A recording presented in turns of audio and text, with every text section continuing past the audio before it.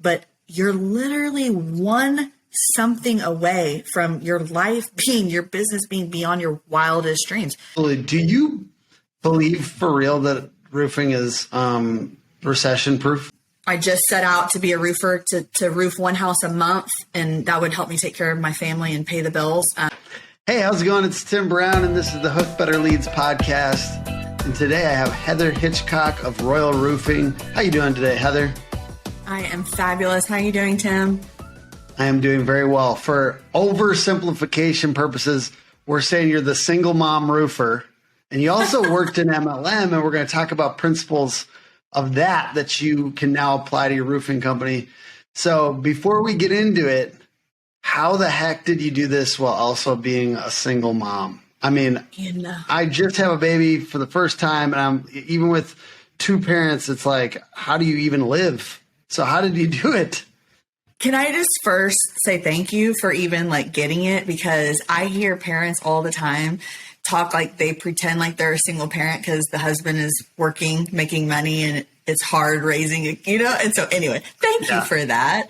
Yeah. No, honestly, man, I'm sure you could appreciate that when you are dealt cards, you really don't have any other option other than to just figure out how to play with those cards, right? So I have been a single mom for a long time, and fortunately I have fantastic children. My children live a very privileged life, and so they help a lot to kind of help make all the things go. But it's tough. I mean, it's tough.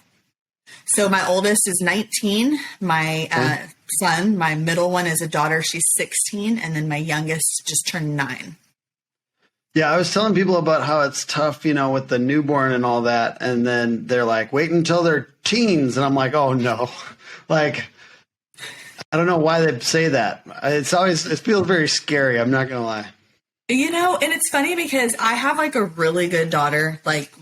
She's amazing. And I've never once thought she's a typical all the things. Everyone knows, a 16-year-old girl. Oh, I'm sorry. And I'm like, she's my favorite girl. She's amazing. So it's not always what people make it out to be. Well, it's probably because she has an incredible mom. There you go. There you go. Well, okay, let's talk about this, though. As a young, as a parent, and you've got all this, responsibility at home, dealing with the business as well, though, and having a young business, which feels like another baby, Yeah. So what are some of the things that you went through and juggling those two? Well, here's the cool thing. So I'm new to roofing, but I'm not new to being an entrepreneur. So I feel really fortunate because it's this time I got another opportunity to be very intentional about everything I'm doing. So everything I'm doing within this business, even though I had no idea that this would turn into something, I just set out to be a roofer to roof one house a month, and that would help me take care of my family and pay the bills.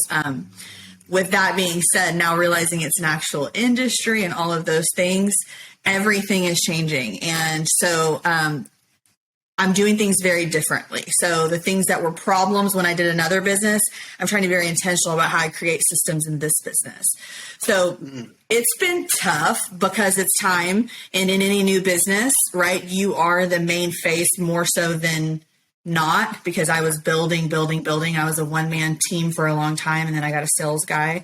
But it's different. It's tough. Do you because I'm very much on that, I get up and I think about my business. I'm about to go to sleep and I think about my business. Do you get up in the morning and kind of have time before your kids wake up that you're thinking about the business that you're doing? So I'm not telling you that you should be sick like me. I have a problem, I think. So, but do you have a lot of work that kind of bleeds into the home life and does compete for the time of your kids? Great question. Yes. Yes. There is a reality that I own a business and I have to be present and I have to prioritize sometimes when things don't go right. Right. As a general statement or as a general practice, again, I'm being very intentional. I'm building this so that I can have time. So like I'm on Christmas break. For the first time, Christmas break is actually a break. Like we're sure there's still things happening. We're not unplugged and isolating, but I am taking time off with my children over the Christmas break. I totally forgot the question as I started talking. I was basically saying like, and I realize that this is maybe unfair because I don't ask this to dudes. So you can tell me I'm being unfair, but like, I'm just curious about like the competition between the work, the work thing at home. Cause I find it's very distracting and difficult. And my wife probably hates that about me, that I'm always thinking about work. And so it does compete for my time with my family.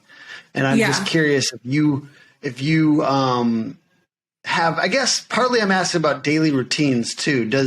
Do you do stuff for work before your kids wake up? And then do you find yourself, how much do you work at night? Because especially these first couple of years, you're in your second year of business, going into your third year of business. It kind of takes some obsessive qualities, I think, sometimes with small business. Yeah. Okay, good. So brought me back. Appreciate that. So I am an early riser. I do my best work between 3:30 and 5 a.m. I also am, on the other end, when I get into bed is when I do that stuff. The good thing about roofing is all of our apps, for the most part, to run our business are actually on our phone, so I can do invoicing. And that. Yes, it's good or bad, however you want to look at it. But, it bleeds over. But again, I am also a product of an environment growing up in a family-owned business. And so I have some things that I want to make sure don't happen in my life so that I am not sending messages to my children that maybe I received growing up in a family business. So, yes, it happens. It bleeds over. But honestly, Tim, I'm at a point where like in Royal Roofing, and people can think that I'm rude or whatever. I'm not an emergency contractor. Now, hear my heart when I say this. Okay. I am not setting myself up to be, work Monday through Sunday at 9. I'm not that accessible. We have a wait list. It doesn't mean that we don't have emergency mitigation services available, so on and so forth. But as a general whole, the way we're structuring, the way we do business is we respect, after hours, we respect weekends to the best of our abilities of, my employees. And it's just different this go. So there's another piece here, which is the MLM side of things. So you actually give the story of the MLM thing, and then we're going to talk about any concepts that you apply from your MLM to the roofing company. And I know that it's not all of them. So give the story real quick so people have the context from you. You were part of Advocare, right? Yeah. So in 2010, I got involved with a nutritional supplement vitamin company called Advocare. They had been around for 20 plus years. They had, all these NFL quarterbacks as their spokesperson. Like they seemed like an actual legitimate company. The products were great. I was introduced to them at a gym Asher. Spark. I love Spark. I still remember Spark. That was a great drink. Spark is what made me a very rich woman. Tangerine. I want it right now. I'm thinking about it. Oh, wow. You liked that's the least liked flavor, but that was the company. Grape was mine. But so I built a business within that company. It was supposed to be residual income for life, willable to your children. I advanced very fast and had built a very solid paycheck, so I thought. And just to give you context so you understand the devastation part, out of 600,000 distributors, I was top 150 income earners. So like at the company, my name is like on the wall, my picture's on the wall. Like it was next level stuff, right? Okay. Amazing. We get an email that says be on the Zoom, and on the Zoom the next day, they tell us in 6 weeks, you're losing your income. And that was how we found out we were losing our income. This was like major money, right? Major money. And I had been self-employed for 10 years. And when that happens, it's just game over. And so it was devastating. I mean, it was everything that I thought would be my forever, and it was taken, and I had no money really fast. Whew. And so, you did learn a ton of stuff there, though, right? Because they kind of do like business training a little bit with that. They're trying to get you to get the word out, so they kind of teach you a lot of stuff. What leaving behind the bad habits, like you said, your family was small business, and there's certain qualities that you want to leave behind. Leaving behind the bad parts about the MLM, what concepts would you say kind of formed who you are today and that you're hoping to bring into your roofing company? Yeah, nobody has asked me anything connected to my MLM. And I love that you asked me this, because it's like the top of my list right now of what I've realized is happening in Royal Roofing currently and how it aligns with everything I was poured into. So I really got tickled when you asked that, because everything. So, that income was taken from me, now it's been almost 5 years. So I was very angry and bitter. When you lose $40,000 a month like that, you're a little bit upset. But now I'm at a place where I'm like, okay, like I am really thankful for all the leadership that was instilled in me, for all of the I'm talking all the people I'm reading was reading 10 years ago are, heading RoofCon, and it's like, oh my gosh, the theme throughout. So what? Oh gosh, so many things. So for me, one of the main things we learned, because we're learning from people that were really successful, was duplication. How can you be duplicatable? And, I have had a pretty good amount of success individually in the residential roofing market. So knowing what I know about MLM and how that was all duplicatable, how can I best duplicate myself and allow people to have their personalities, their spin on how they sell, how they deliver? That has been one of the big, key focuses, has been duplication. So it has largely impacted what we're doing for basically our onboarding, for lack of a better way to describe, for my new hires. Yeah, that's really it. So as us small business owners all find out, it's kind of hard to duplicate ourselves, right? Like, it's kind of good to know that you're a little special. You know what I mean? Like, because it's scary. It is hard to turn somebody else into what you're trying to do. And especially because it's almost more work, I think. Because it's, sometimes you just want to do stuff yourself. You know what I mean? I just want to do it myself, because it's too much work to try to transfer this.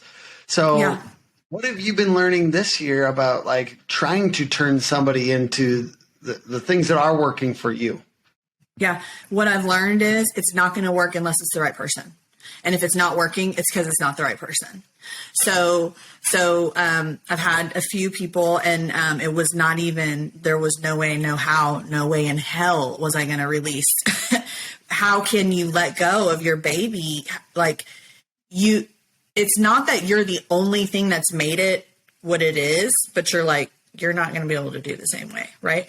So, I actually had when AdvoCare happened, there was a 3-year period of time that I was rolling around trying to figure out how I was going to provide again. In that stretch of time, I went to a corporate America job for a year. One of my bosses is my new COO, Brittany. I don't know if you see her around.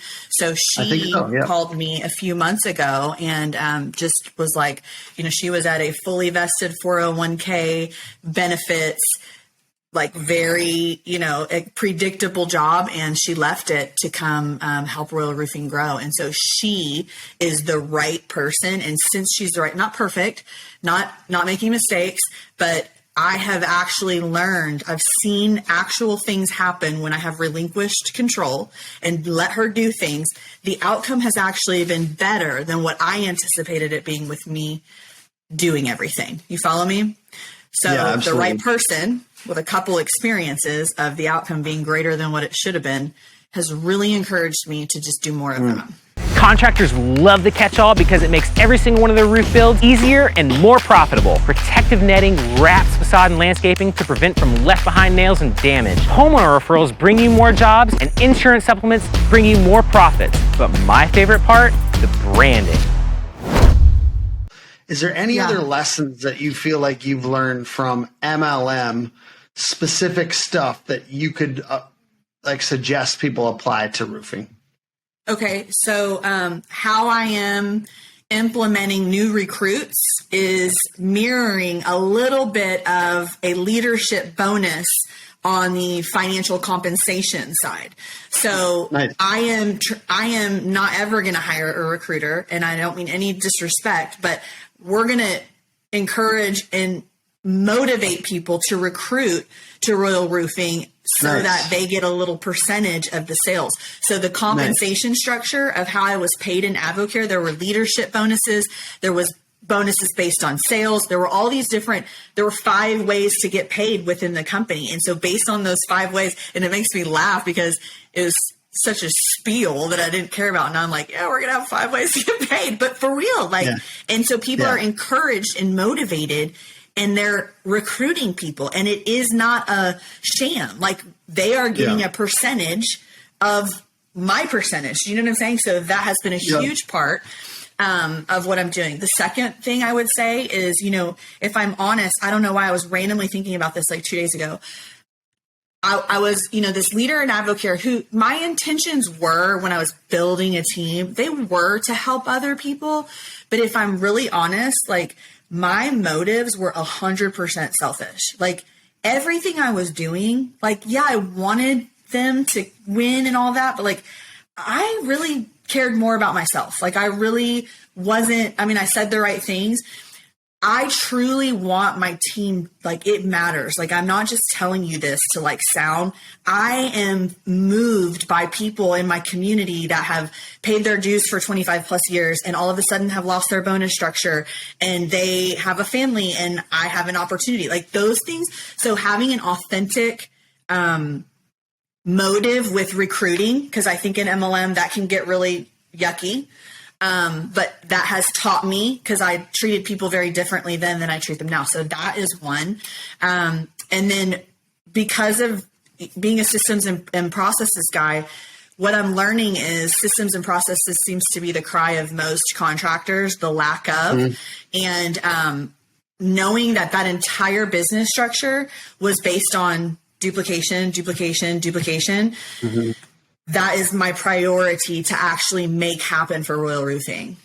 So MLM often goes by like network marketing, right? So your network has been a big piece. I heard you say that you have like 2 leads at least a week, usually from your personal Facebook. Yes.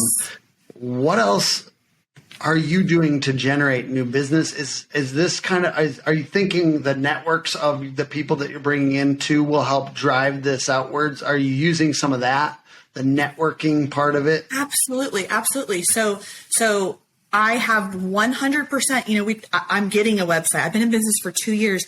My website pointed to my Facebook page, which is a nightmare for someone like you. And I know that, but I have organically built my brand on social media. The same mindset from the MLM network marketing as you're pulling in. Are you pulling in people with big networks?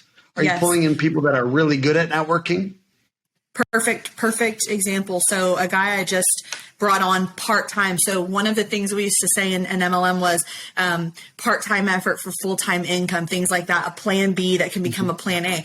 So we know roofing is recession proof, right? So I have been kind of talking intentionally on my social media about recession proof income, about plan B income streams that can, so we did all that in AdvoCare, and now Trey, who I just brought on, he is a very plugged in person, and based on his network and his part-time effort, just a little post on social media brought in 2 leads immediately.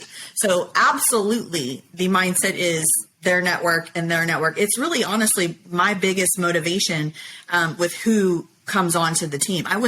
That sounds wrong. I don't mean like I'm using them, but like that matters big time, because then I know I can also, in good faith, deliver what I'm telling them. Like, you have a network. If you just follow these systems, I'm going to help you make some money. So it absolutely comes into play. Love it. And they're kind of like the types of people that are good at networking too. I feel like that's a different, it's kind of a different type of person sometimes.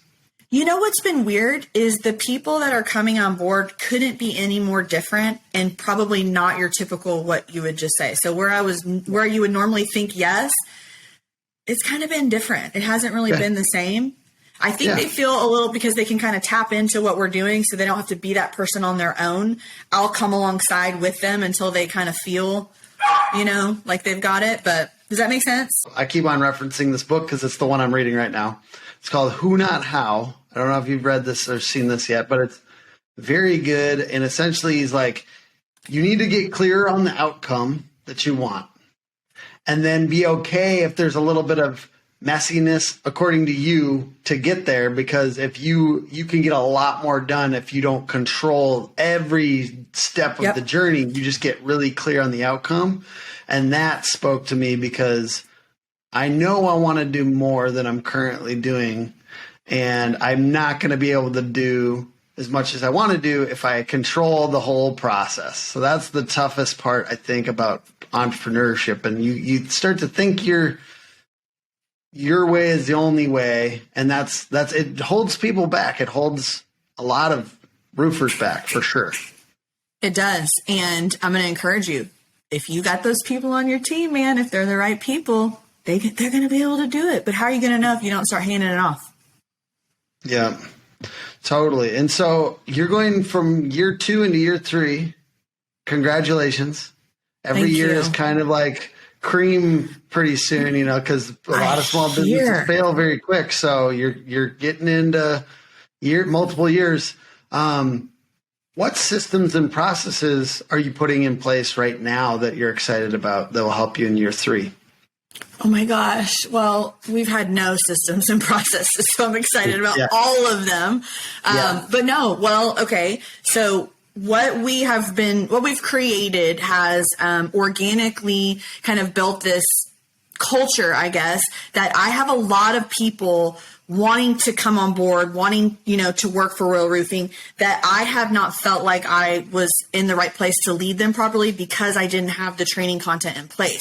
And as a new person in the industry, kind of like what we were talking about before we got on the podcast, trying to figure out who you can align yourself with to learn from has been like a whole nother thing, because there's so many people with information, and you're trying to figure out like who actually knows what they're talking about and who you can, who you want to point, your people to. What I'm most excited about. That's why I said it. That's why I said it, because what I meant was you gotta like, if I say I'm a hater, that doesn't mean I'm out here telling the whole internet about, but I do think being very careful about who you listen to and like making sure that they've done the thing before is really important. Like, because there's a lot of people selling information products and sharing a lot that haven't done it. And I was one of those people. I mean, the first year in business, I wanted to have a course. My first year in business about how to run a marketing agency. Like, I wanted to do that because I was like, I got to $340,000 in revenue. And like, other people want to do that. I was proud of myself, but no one should have taken my course. Do you know what I mean? Like, so you got to like watch whose courses and stuff you're taking. Like, it does matter. Yeah. Yeah. There's a lot of haters. I've realized I don't subscribe to the Haterade channel, but yeah, you got to figure out what's out there. So what we've done is we started recording, like from just kind of like your little thing you did the other day with you. I saw you installing a roof.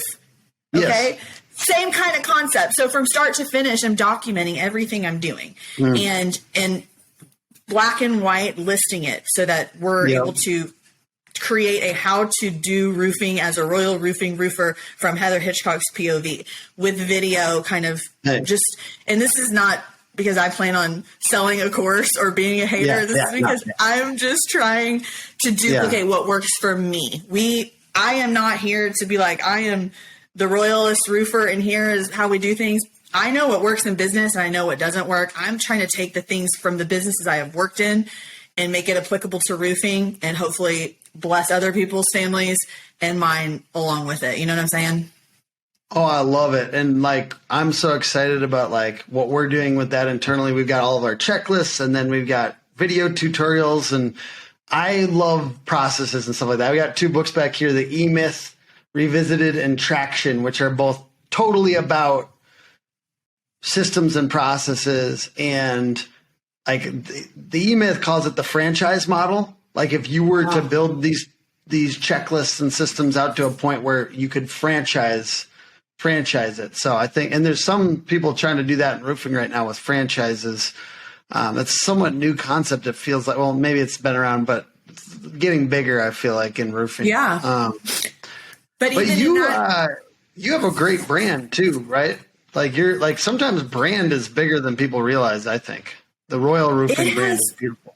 It has really worked. It has been really exciting to just kind of like just show up and try to be great for the purpose of just being great, not to like impress anybody or try to be looked at or seen. And what's happened as a result has been pretty exciting because the brand has a reputation, and people recognize Royal Roofing, and people think of roofing when they think of the people who, rep Royal Roofing. And so it's been a really beautiful thing, I mean, how it's exciting when something that you care so much about has actually like takes a little from everyone else. It's like, dang, this is like cool. Like this is good, Yeah. And I feel like you've got the support of so many people in the roofing industry. I do. I mean, I'm rooting for you.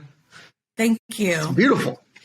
Thank you. I appreciate that very much. Beautiful brand, beautiful. Like, it seems like you're doing things the right way. I heard, your story a little bit more on the Dylan McCabe Limitless podcast. So everyone should go listen to that one as well.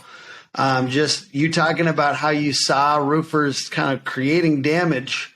And I think, Heather, that's a pretty unusual scenario. I hope that that's unusual, but it does, when you have an experience like that you see somebody doing things the wrong way, or at least in that case, the wrong way for sure. In my case, my previous employer, I just didn't like the style. It felt like they're old school, like dishonest. My previous employer, hopefully they're not watching. I would assume they could not watch all my content.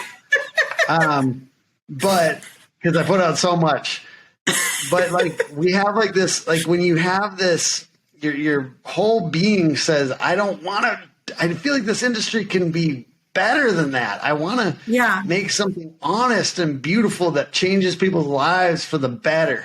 Like that's a real instinct that comes out. And I think like it's awesome that you decided, you know what, I could make more money.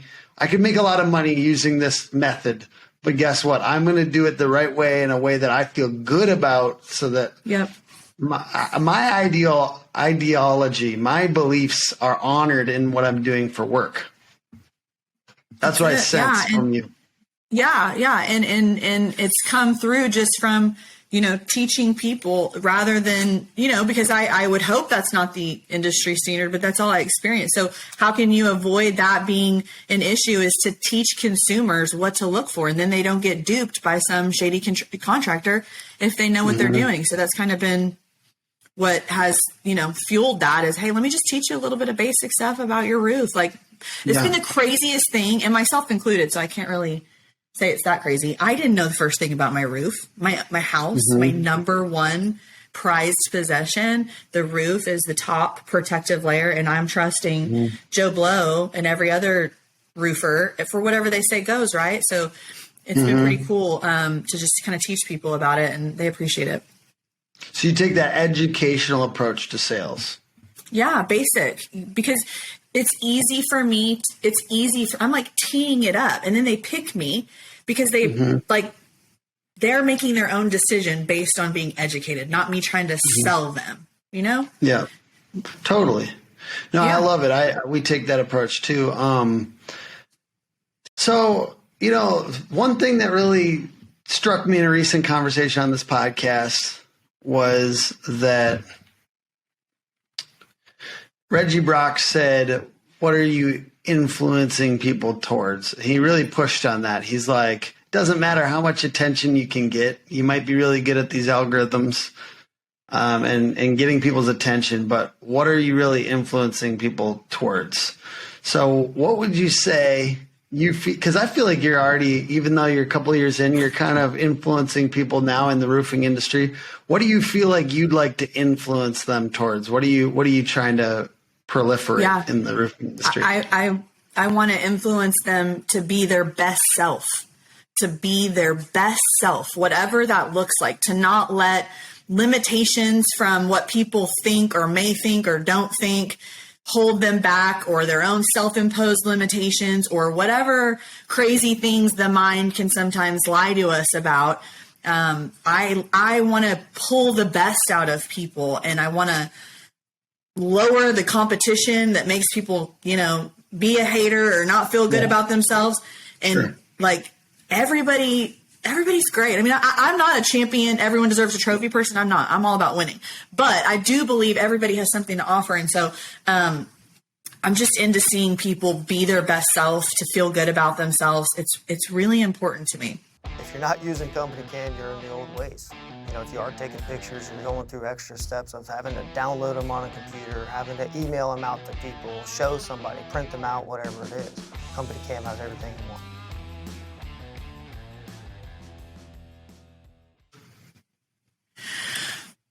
Maybe recession-proof isn't the right word. I believe recession resistant. Maybe. I believe that there's infinite opportunity in roofing. Yeah. I'm trying to figure that out because my business is so overly, it's very dependent on roofing. Like our business, so people are asking, my team's asking me about what is this going to do? And I'm like, I don't know. The last time I tried to predict was during COVID, and I was terrible at predicting. So I was like, I think we're going to be out of this in 3 months. And then wow. 3 years later, there's, so I hate predicting macroeconomic. How long have you been in the roofing industry, in the roofing space? So we've been in business full time for 6 years, and we've been helping at least one roofer that whole time. So I've been helping him since before 7, 8 years maybe. And then we got a lot of more roofers a couple years ago. And then even more once Dimitri started to tell everyone about us. So now we have 30, 40 roofing clients. And so now we have this concentration in one industry. So that's why I always am curious and concerned a little bit around roofers, perspectives on the recession. Well, and mine here. I'm just a little measly opinion. I do not come in here to the roofing space and act like I know everything about roofing. I'm an opinionated woman, but I don't think I know everything about the community. But what I can say is all of the this is going to happen. This is gonna, has never yet, and I just mean little things, impacted us, just you better up your retail with this and that. Yeah. Things are changing, but have you looked outside and seen how many roofs are out there? There's a lot of roofs. I love roofs. I just feel like if you're doing the right things and you're doing the work, you're going to be able to find business. Yeah. And I mean, let's talk about insurance and retail for a second. I mean, there's a reason why when there's tons of granule loss or wind crease shingles or hail hits, that the insurance company really does want to replace that roof. Right. They do want to. They in general are trying, they would like to, because otherwise, it would have been different criteria, but they actually want to protect that house. Right. That house will get water damage and will be ruined in a much deeper way if that's not protected. So that's still going to just keep happening. That can't go, how does that go away if just because there's a recession and people are going to be putting it off longer? If the people are putting it off longer, in a way that could be really bad for an insurance company. If they're getting actual water damage and mold inside of the house. So I would assume that it can't be that big of a hit. But anyways, who am I? Well, and let me throw another scenario. We were just so busy the last 2 weeks because all these current homeowners insurance companies sent clients letters saying, hey, if you don't re-roof your home which was a 6-week notice, we're dropping you. So guess what? No matter how much recession proofed you are or whether you planned on it or not, if your roof is at the end of its lifespan, or it doesn't even have to be, but the insurance company deems it is, if you don't replace that roof, you're going to get dropped. So what do you think people do? They have no choice. I mean, we just did 3. So beautiful. I like that wasn't insurance. I mean, I don't know. I do love roofing, and I'm happy you're here. I'm not really a hater. I was just kind of messing with you. What I am, when I answered the question about the Reggie Brock thing, it's like, I hope that I help change people's lives and I help direct them into a more positive direction, and that I'm influencing people towards having more control and feeling like we're changing the community, because we are in each one of our cities. We are changing and with employees, hiring people, if we're able to hire people, that really changes people's lives. And then the homeowners, obviously, that you guys are putting roofs on, like, it does matter. It does change their life in a pretty significant way to feel protected and to feel safe. So that's what I want to, that's what I really want to be. I don't want to be a hater. Maybe you changed me a little bit in the right direction today. We'll help you be your best self, Tim. Your best self. Please. Anything else you want to leave people with? What if a roofer's feeling stuck right now? Maybe they've felt a little bit like their business is kind of stuck at a certain revenue level, or their life is stuck at a certain revenue level. I want to open it up to you to give any perspective on that you feel. Yeah. I'm pretty heavy on the whole, like, when people feel stuck, because what I have personally experienced has been, it's a cliche phrase, but you are quite literally one transaction, one meeting, one encounter, one appointment, one phone call, one lead, one repair away from everything changing. Everything. I have one client, I repaired a tiny repair last year in a marina that referred me a year later, that I put my first metal roof on, that was nominated by the manufacturer to be the project of the year, that turned into be my best client in everything. A lot of things thereafter changed as a result. So I'm not unique. I'm not special. There's not a reason it's happening to me, and it's not going to happen to someone else. But you're literally one something away from your life being, your business being beyond your wildest dreams. So I just encourage people to walk it out, stay the course, just treat every opportunity like gold, and just be patient. Like, they're there, they're coming. But I'm telling you, man, one lead, one phone call, one job, everything changes. And Heather, you've obviously had a lot in your life change.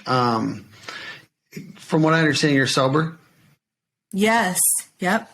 I'm also sober, so good chunk of years now. And it's important to me too. Like, I really, and I'm only doing this because you're going on the inspirational tip. So I'm just going to throw this. I've been thinking this a lot lately. So we're just riffing off each other. Like, redemption, even though I'm not a super spiritual guy, I'm like, so like, it's such an important concept to me. Like, I need people in my life that believe in redemption, because I really needed it. You know what I mean? Like, and I was not, for many years was not that great of a guy, and ultimately turned my life around. And there's a lot of people in roofing like that. And I'm incredibly grateful to know them. And I just, like, if you're stuck, that there is this, and I'm not, like I said, I'm not super spiritual, but like, it's really important to me that this exists, because changed my life. And to be able to get sober, to be able to, like, actually have a positive impact in people's lives, and to forgive myself, hopefully. And I still am working on it, so ridiculously important to continue moving in the right direction. And then every day now there's something that's good that's happening because of seeds I've sown years and years ago. And then this past year, that stuff's just sprouting up just all over the place. Really, really good stuff. And like, if you experience some kind of redemption, I want you to believe in it. I wish that you did. If you don't, like, folks out there, and I believe that, like, it's needed, and I'm just feel very grateful that I'm in a community, and I feel like I'm in your community, even though we haven't hung out too much, but a lot of roofers are in this community together that have experienced this. And it's an industry that respects it. So you got to say hi to your dog for me after this. It's all good. Like, no worries at all. She barks at everything outside. Yeah, she senses this groundswell of vibes that's coming through this podcast. Now, that I just am grateful for that. And I'm grateful for the people out there that have experienced this, and that honestly, roofing's part of my redemption story. You know what I mean? Weirdly, like I feel like, and I'm in a community I feel that's not like.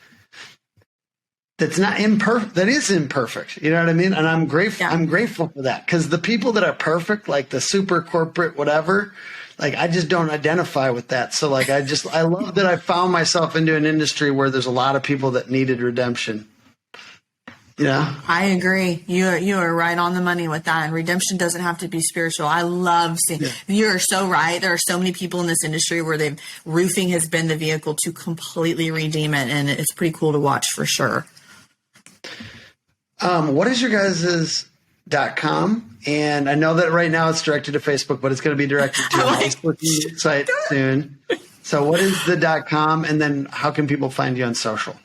Yeah, royalroofingoftexas.com is our website. And on social media, I am Heather Hitchcock on Facebook and Instagram. I TikTok a little, and I'm trying to learn that jam, but you can find me on Facebook or Instagram.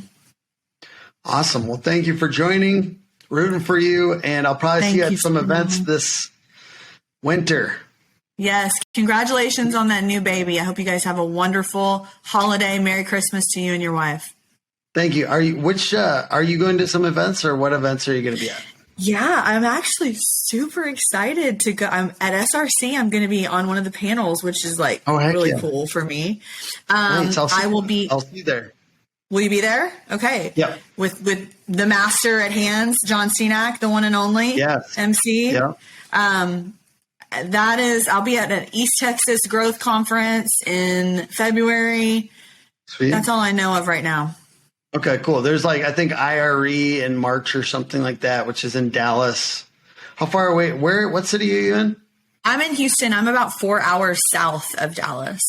IRE is pretty cool. Have you been to IRE before? So I haven't. I'm still kind of sniffing out what's what, but that's more, which I like because I'm learning so much. That's more like a vendor based, right?